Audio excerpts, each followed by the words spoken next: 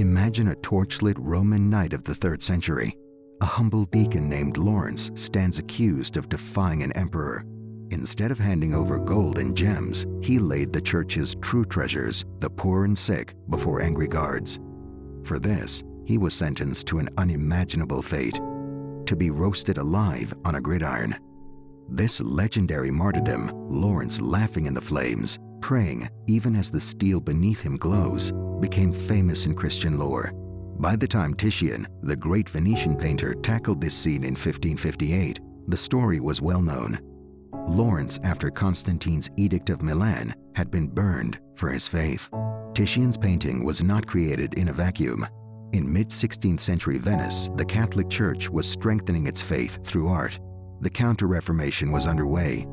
A wealthy merchant family in Venice, Lorenzo Masolo and Elisabetta Carini, commissioned Titian to paint Lawrence's Martyrdom as an altarpiece. Originally it hung in the church of Santa Maria Assunta dei Crociferi, then later moved to the Jesuit church of Santa Maria Assunta I Gesuiti in Venice. It was a tribute to Jesuit devotion and the triumph of faith over persecution. Titian was almost 70 years old when he worked on this canvas, deep in his mature phase as an artist.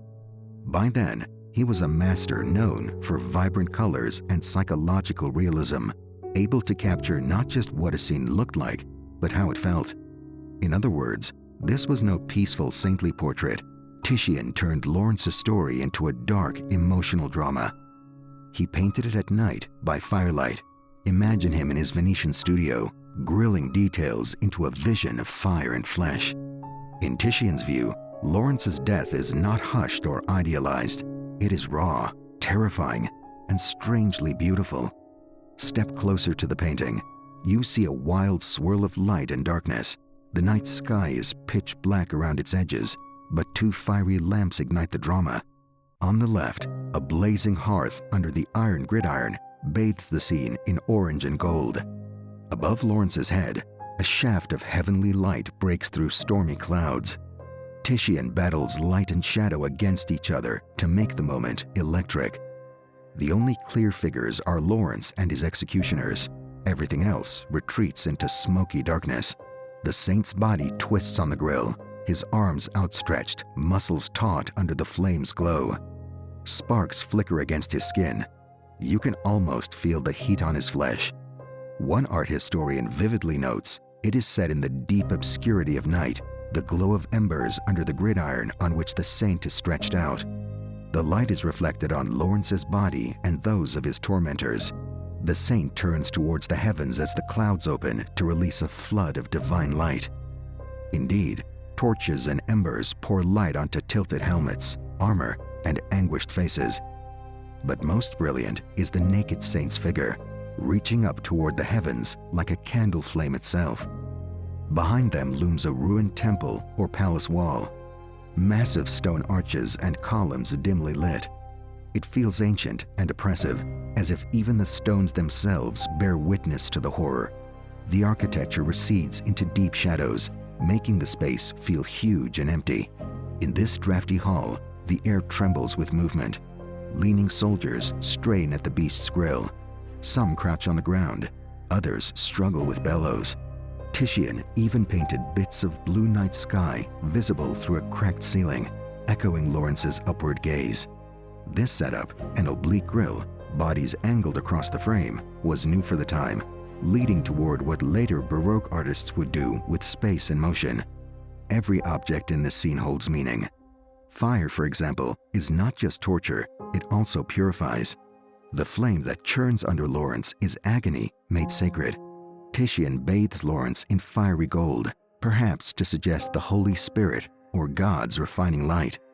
The art critic comments that though the flames obviously cause pain, they also symbolize purification and spiritual transformation, an idea common in Christian art. In other words, what burns Lawrence's flesh also burns away earthly sin. Lawrence's upward gaze is no accident. His eyes are locked on heaven. In iconography, martyrs often look up, and here Titian makes it obvious. The saint seems to ignore the flames, fixated on the divine light above.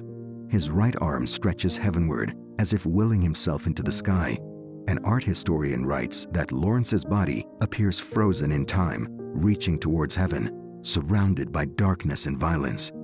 That contrast, earth versus sky, fire versus cloudlight, is the point. To Lawrence, death here is a bridge. Through suffering comes union with God. The painting even plays out this dualism in its colors and composition, crimson and orange against midnight blue, the tortured man below versus empty sky above. Titian shows the triumph of faith over persecution by painting Lawrence calm and light-filled, while the world around him is chaotic and shadowed. Look at the gridiron itself. It's not just a cooking grate, it's Lawrence's cross. In Christian symbolism, the iron grill became the saint's emblem, the thing that killed him, but also the sign of his witness. By placing Lawrence on the gridiron, Titian makes him like Christ on the cross, an icon of sacrifice. You can almost read it. Lawrence is a martyr par excellence, and the metal grill is his cross of gold. Even amid the flames, there is serenity. Titian's Lawrence does not scream or curl up. He stretches outward and looks upward. His face is actually calm, eyes softly focused on the light. It's as if he has already left his body. The viewer feels a strange awe, sensing that Lawrence is victorious internally, even if his skin is on fire.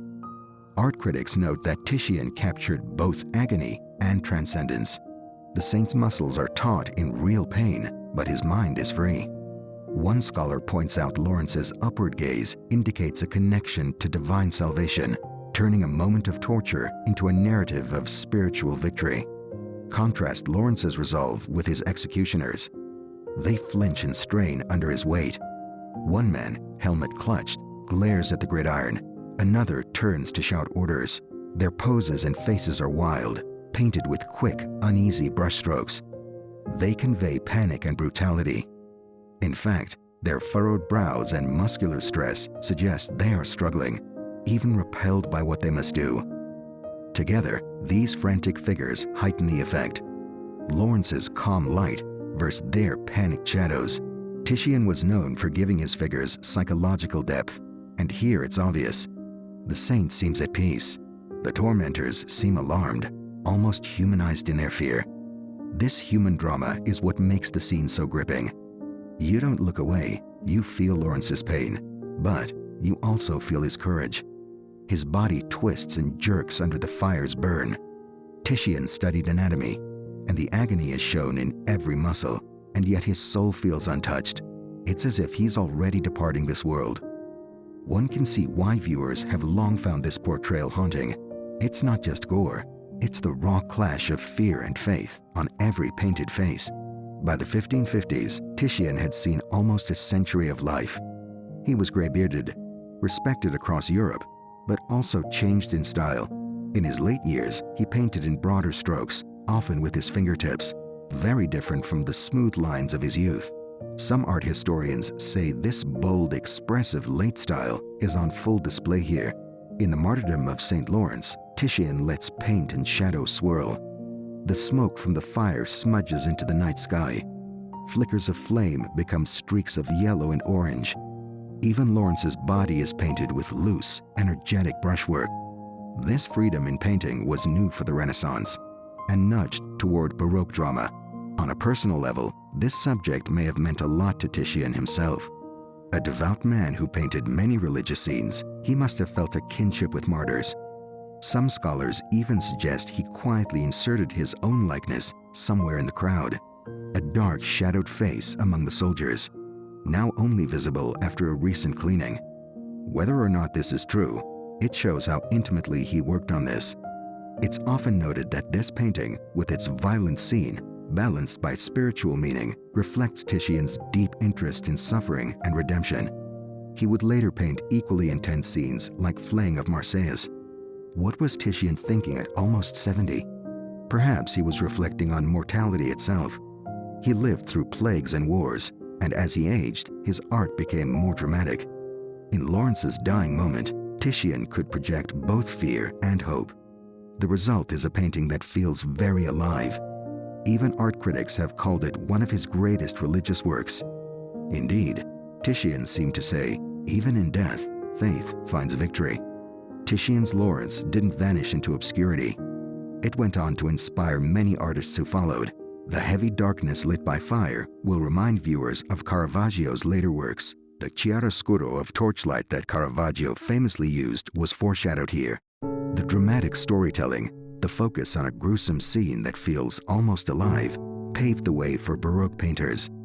It's no accident that artists like Rubens and José de Ribera looked to Titian's Lawrence as a model for emotion and composition. Even Velázquez's student Tiziano Aspetti sculpted St. Lawrence on a gridiron with similar passion. Titian also painted another Lawrence for King Philip II of Spain, who saw the Venice version and asked for one for his palace at El Escorial. That later version, now in Spain, is darker and more abstract, but it shows how powerful the first painting's concept was. Art students often compare Titian's two martyrdoms to see how each approach evolved. Today, the Martyrdom of St. Lawrence hangs where it always belonged, in the dim chapel of I Gesuiti in Venice. Visitors speak of being stunned when the torchlight glow hits their faces. As one guide puts it, the painting still feels alive. A stream flashes. The woods, the air, are of a russet brown so intense and so frightening as to persuade one that the tragedy is taking place in total silence. Those words were actually written about Titian's death of Actaeon, but they apply here too. In its original Venetian setting, the painting's own fire seems to breathe in the dark, and you can almost hear the crackle of flame. In the end, Titian's masterpiece is a meditation on suffering and faith. It shows that even the most brutal death can carry hope and meaning. More than 4 centuries on, Lawrence's story still moves us because of this image. The light in the darkness, the saint at peace amidst agony, the echo of heaven. This gives us chills every time.